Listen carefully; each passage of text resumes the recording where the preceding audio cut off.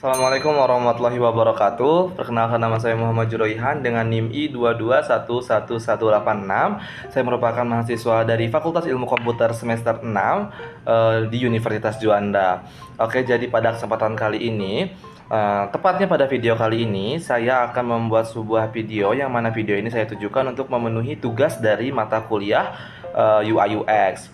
Nah, perlu teman-teman ketahui bahwa dalam mata kuliah UI UX terdapat sebuah proses yang disebut dengan prototyping. Nah, maka dari itu, pada video kali ini saya bertujuan dan bermaksud untuk menjelaskan konsep dasar apa sih itu prototyping seperti itu. Namun sebelum saya masuk ke dalam pembahasannya, saya akan memberikan contoh terlebih dahulu atau sebuah analogi yang mana analogi ini saya harapkan dapat lebih membantu kita dalam memahami apa sih itu prototyping seperti itu. Nah, jadi bayangkan jika kita ingin membuat sebuah rumah. Nah, sebelum kita memasang batu batanya, temboknya, tihangnya, atapnya, dan lain-lain, tentu saja kita akan membuat sketsa kasarnya terlebih dahulu di atas kertas seperti itu.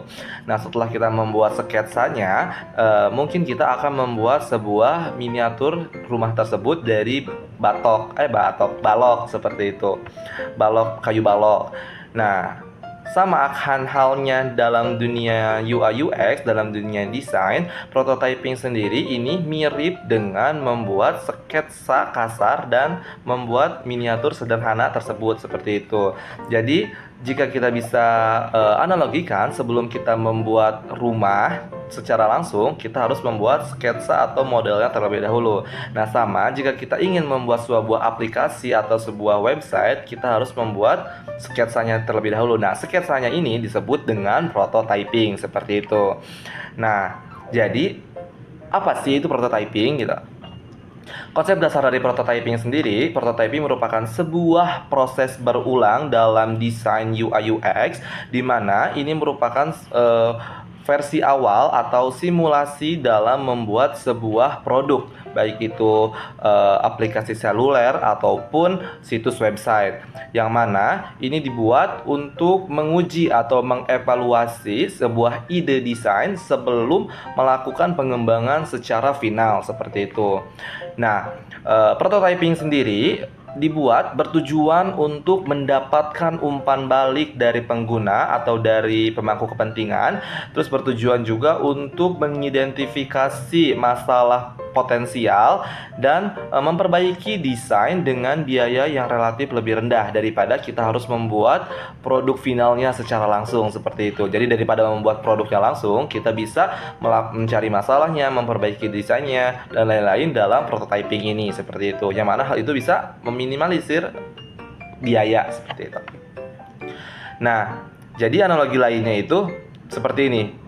Jika kita ingin membuat sebuah resep kue baru, sebelum kita membuatnya dalam jumlah yang besar, tentu saja kita akan membuat uji coba resep terlebih dahulu dalam jumlah yang lebih kecil untuk memastikan apakah rasanya sudah enak, teksturnya sudah tepat, langkah-langkahnya sudah benar, dan lain-lain seperti itu. Nah, jadi dalam dunia UI UX ini, prototyping berfungsi sebagai uji coba resepnya ini seperti itu. Jadi sebelum kita memulai atau membuat langsung ke hal besarnya itu, kita harus membuat dari hal kecilnya terlebih dahulu.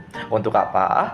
Untuk yang tadi tujuannya untuk dapat mendapatkan timbal balik, di mana baiknya, di mana buruknya, untuk mengidentifikasi di mana masalahnya, dan untuk bisa memperbaiki kalau udah ada salahnya gitu. Jadi kalau kesalahannya udah ditemukan, bisa diperbaiki dulu nih sebelum membuat modelnya secara langsung, model finalnya secara langsung seperti itu. Nah, itu tadi penjelasan konsep dasar terkait prototyping yang saya pahami seperti itu. Nah, mungkin cukup sekian yang dapat saya jelaskan terkait konsep dasar prototyping.